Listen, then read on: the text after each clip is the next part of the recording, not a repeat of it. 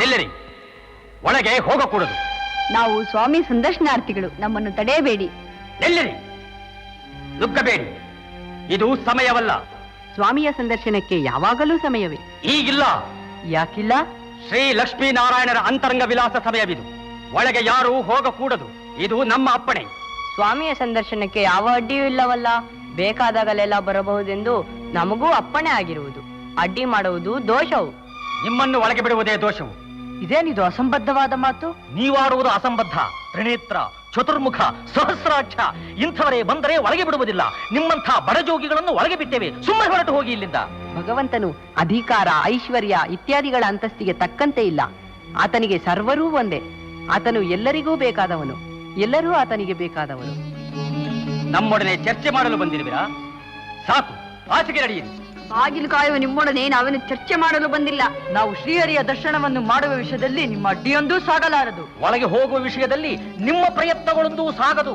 ದ್ವಾರಪಾಲಕರಿಗೆ ಇಷ್ಟೊಂದು ಗರ್ವವೇ? ನಮ್ಮನ್ನು ತಡೆದಿದಲ್ಲದೆ ಮರ್ಯಾದೆ ಮೀರಿ ಮಾತನಾಡುವಿರಾ? ಇವರಿಗೆ ಮರ್ಯಾದೆ ಬೇರೆ. ಸುಮ್ಮನೆ ಹೋಗುವಿರೋ ಇಲ್ಲ ಕತ್ತಿಗೆ ಕೈ ಹಾಕಿ ತಳ್ಳಬೇಕೋ? ತಳ್ಳಿ ನೋಡೋಣ, ಬನ್ನಿ. ತೊಲಗಿ ತೊಲಗಿ ಹೋಗಿ ಇಲ್ಲಿಂದ. ವಿನಾಶಕಾಲೆ ವಿಪರೀತ ಬುದ್ಧಿ. ದೇವರ ದರ್ಶನಕ್ಕೆ ಅಡ್ಡಿ ಮಾಡಿದಲ್ಲದೆ ನಮ್ಮನ್ನು ಅವಮಾನ ಮಾಡಿದಿರಾ. ಇಂತಹ ರಾಜಸ ತಾಮಸ ಗುಣವುಳ್ಳವರು ಭಗವಂತನ ಸೇರಲಿರುವ ಯೋಗ್ಯರಲ್ಲ. ಶ್ರೀಪತಿ ದರ್ಶನ ಕೈದು ತಾಪಸರಂ ತಳೆದ ದೋಷದಿಂ ನೀವೀಗಳ್. ಭೂಪತಿ ತರಕ್ಕೆ ದುರ್ಗತಿ ಕೂಪಂ ನಿಮಗಕ್ಕೆ ತಪ್ಪದೆಮ್ಮಿ ಶಾಪಂ.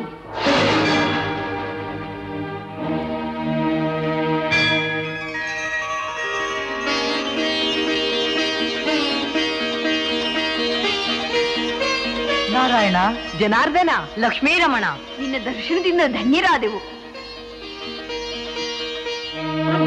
ಪ್ರಭು ನಾರಾಯಣ, ನಮ್ಮನ್ನು ಕಾಪಾಡು ತಂದೆ, ಕಾಪಾಡು. ಮಹತ್ವರ ಶಾಪಕ್ಕೆ ಗುರಿಯಾಗಿದ್ದೇವೆ, ನಮ್ಮನ್ನು ರಕ್ಷಿಸು. ಏಕೆ ಜೈ ವಿಜಯರೇ?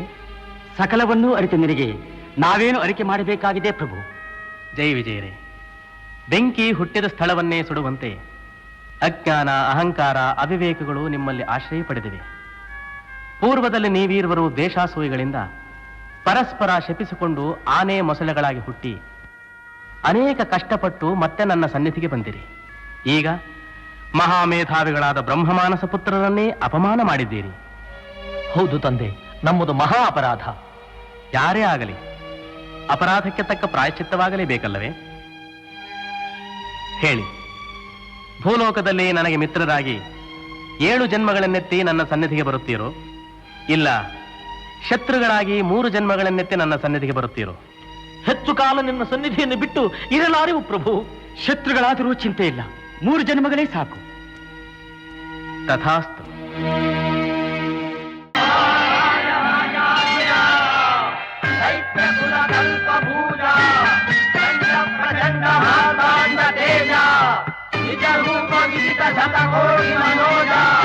ನಿರುಪಮ ಪರಾಕ್ರಮ ವೀರ ವಿಕ್ರಮ ದಿಗ್ದಿಗಂತ ವ್ಯಾಪ್ತ ಅಪಾರ ಕೀರ್ತಿ ಚಂದ್ರಿಕಾ ವಿಲಸತ್ತೋಮ ಹಿರಣ್ಯ ಗಜಪ ಸಾರ್ವಭೌಮ ಪರ ಬಹುಪರ ಬಹುಪರ.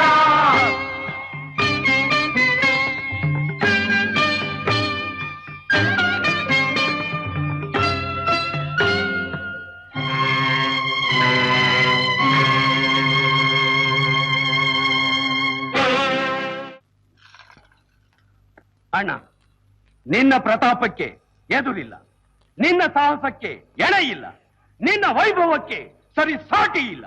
ಇಷ್ಟಿದ್ದರೂ ನನಗೆ ತೃಪ್ತಿ ಇಲ್ಲ. ಏಕೆ ಏಕೆ ಹಿರಣ್ಯಾಕ್ಷ? ಸಪ್ತ ಪಾತಾಳಗಳು ನಿನ್ನ ಪಾದದಡಿಯಲ್ಲಿರಬೇಕು. ಓಹೋ, ನಮ್ಮ ಪಾದದಡಿಯಲ್ಲಿ? 3 ಲೋಕಗಳು ನಿನ್ನ ಮುಷ್ಟಿಯಲ್ಲಿರಬೇಕು. ನಮ್ಮ ಮುಷ್ಟಿಯಲ್ಲಿ? ಹೌದು ಹೌದು. ಸುರಲೋಕವು ಸತ್ತು ಬಿದ್ದಿರಬೇಕು. ಆ ಸುರಲೋಕವೇ ಸತ್ತು ಬಿದ್ದಿರಬೇಕು. ದಿಕ್ಪಾಲಕರು ನಮ್ಮ ರಮನೆಯ ದ್ವಾರಪಾಲಕರಾಗಿರಬೇಕು. ನಮ್ಮ ರಮನೆಯ ದ್ವಾರಪಾಲಕರು? ಹೌದು ಹೌದು. ಅಷ್ಟೇ ಅಲ್ಲ, ಕಾಮಧೇನುವಿನ ಕಡೆ ಕಾಲು ಚಾಚಿ ಕಲ್ಪವೃಕ್ಷದಡಿ ಮಲಗಿರುವ ನಿನ್ನನ್ನು ಆ ಶಶಿಪತಿಯು ಹೆದರಿ ಪೂಜಿಸಬೇಕು. ಹೆದರಿ ಪೂಜಿಸಬೇಕು? ಹೆದರಿ ಪೂಜಿಸಬೇಕು? ಅಣ್ಣ, ಅಪ್ಪಣೆ ಕೊಡು. ನನ್ನ ಪ್ರಾಣವನ್ನಾದರೂ ಬಲಿ ಕೊಟ್ಟು ಈ ಕಾರ್ಯವನ್ನು ಸಾಧಿಸುತ್ತೇನೆ. ಬೇಡ ಸಹೋದರ, ಬೇಡ. ನಿನ್ನ ಪ್ರಾಣಕ್ಕಿಂತ ಇದಾವುದೂ ನನಗೆ ಹೆಚ್ಚಲ್ಲ. ಅವೆಲ್ಲವೂ ತೃಣ ಸಮಾನ. ನೀನೊಬ್ಬನಿದ್ದರೆ ನನಗೆ ಸಾಕು. 3 ಲೋಕಗಳು ಇದ್ದ ಹಾಗೆ. ಅಣ್ಣ, ನನ್ನ ಪರಾಕ್ರಮದಲ್ಲಿ ಶಂಕೆಯೇ. ಸೃಷ್ಟಿಯ ಯಾವ ಮಹಾಶಕ್ತಿಯ ಎದುರಾಗಲಿ ಹುಟ್ಟಡಗಿಸುವ ದಿಟ್ಟತನವಿದೆ ನನ್ನಲ್ಲಿ. ನಾನದರ ಬಲ್ಲೆ ಸಹೋದರ, ಬಲ್ಲೆ. ಉಗ್ರನಾದರೆ ಪ್ರಳಯ ರುದ್ರನನ್ನೇ ನಡುಗಿಸಿ ಮೃತ್ಯು ದೇವತೆಗೆ ಮೃತ್ಯುವಾಗಿ ವಿಜೃಂಭಿಸಬಲ್ಲ ಈ ಹಿರಣ್ಯಾಕ್ಷ. ಉಕ್ಕುತ್ತಿರುವ ಉತ್ಸಾಹವನ್ನು ತಡೆಯಬೇಡ. ಕದನೋತ್ಸಾಹದಿಂದ ಕುಣಿತಿರುವ ಕೈಗಳಿಗೆ ನಿರಾಶೆ ಮಾಡಬೇಡ. ಅಪ್ಪಣೆ ಕೊಡಣ್ಣ. ಹೋಗಿ ಬಾ ಸಹೋದರ, ದಿಗ್ವಿಜಯಶಾಲಿಯಾಗಿ ಹಿಂತಿರುಗು.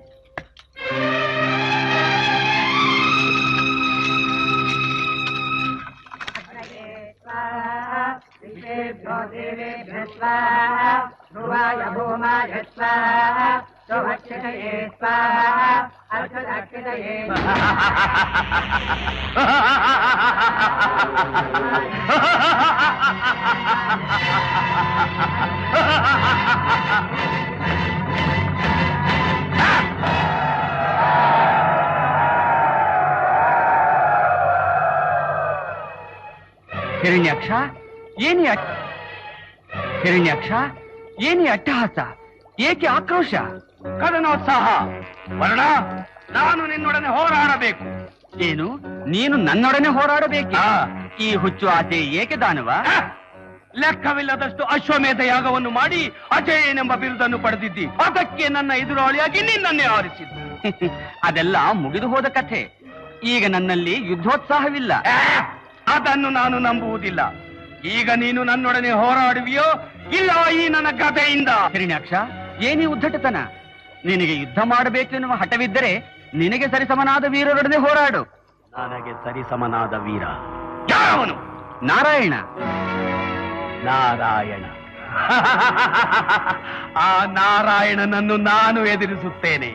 ಕಿಂಕರರೇ, ನೀವು ವರ್ಣಲೋಕವನ್ನು ಧ್ವಂಸ ಮಾಡಿ.